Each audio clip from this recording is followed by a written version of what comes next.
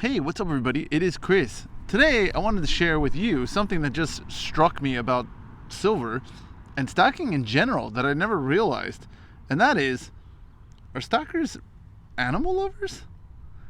So, I was going through my stack, taking a look at the different coins that I have and different bullion rounds, that kind of thing, and I noticed that of the coins that I have, many of them are animals.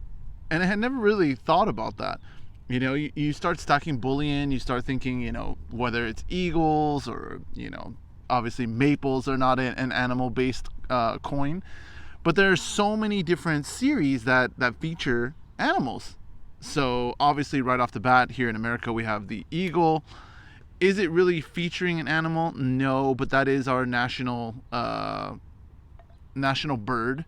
So, of course, it's going to be featured on our coinage with prominence. Same thing over here with the constitutional, of course. And we got the peace dollars, but a lot of representation. Same thing over here with the Canadians, the goose. They got the Canadian junk over there with the goose.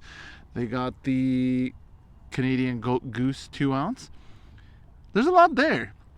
Now, when you're looking at higher premium stuff, obviously they're going to have better representations of, the different animals and things like that.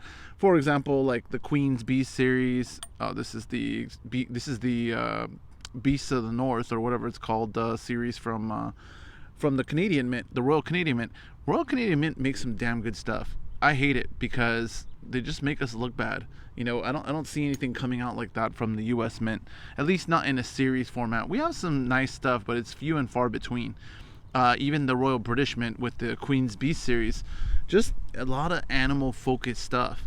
When I look at Perth, obviously the kookaburras, there's so many different iterations of the kookaburra, and it's funny because this is one of those things that a lot of people kind of forget about. I think a lot of people have, at least some kookaburras in their collection. But the crazy part is there's so many different, versions of the kookaburra.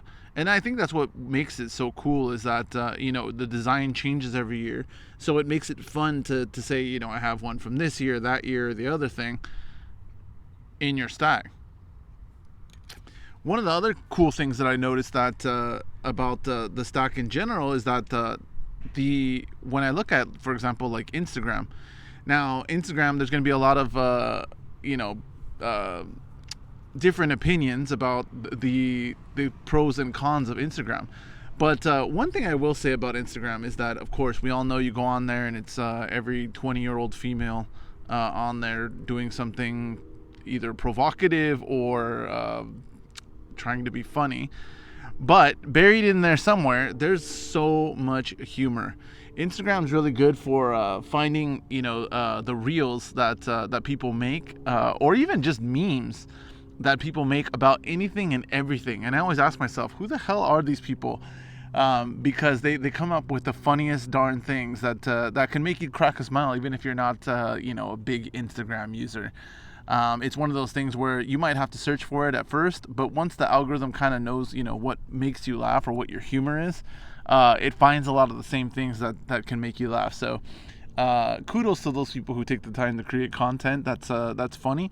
That's one of my things. Like the great part about having a good sense of humor is that even when you're frustrated or stressed out or you get caught up in your own world with things, that one laugh, that one good laugh, literally laugh out loud moment can literally change your day and get you right back on track. So it's cool to see, those kind of things on Instagram. Also, even in the bullion community, like I am really fascinated by, I think one of the first people as far as silver stacking that I ever followed on Instagram was Silver Gold Saver. He's actually, I believe, here in California somewhere, as I recall. But he buys and sells bullion pretty regularly. And so I actually purchased something off of him from his Instagram. But it was pretty funny because that got me down the rabbit hole to, finding other stackers on Instagram. But the cool part is, some of the people on Instagram, for better or for worse, again, I can imagine many stackers are like, I'm not into that kid crap or, whatever. But the funny part is a lot of channels on Instagram really have some amazing work that they put into like the research on their coins and coin collections, especially like historical stuff. I mean, these people take a lot of their time to research like old coins, like Roman coins, or old cultures that have coinage, things like that you're not gonna see too much on YouTube. You might, but it's gonna be hard because most of the stocking channels are gonna be limited to the current stocking topics, silver kind of thing, as opposed to, I know that Salve Middle's really good at giving a lot of history on his channel. Let's see, Spectacular does some with his coin shop owner. There's a few of them out there that go into the especially the foreign bullion, and kind of give you the background. But again, that kind of stuff takes a lot of time and effort. So it's pretty interesting for me to see those things on Instagram.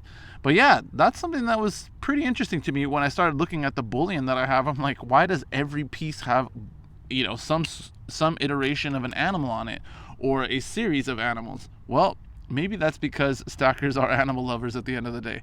I don't know. You let me know in the comments. Have a good one.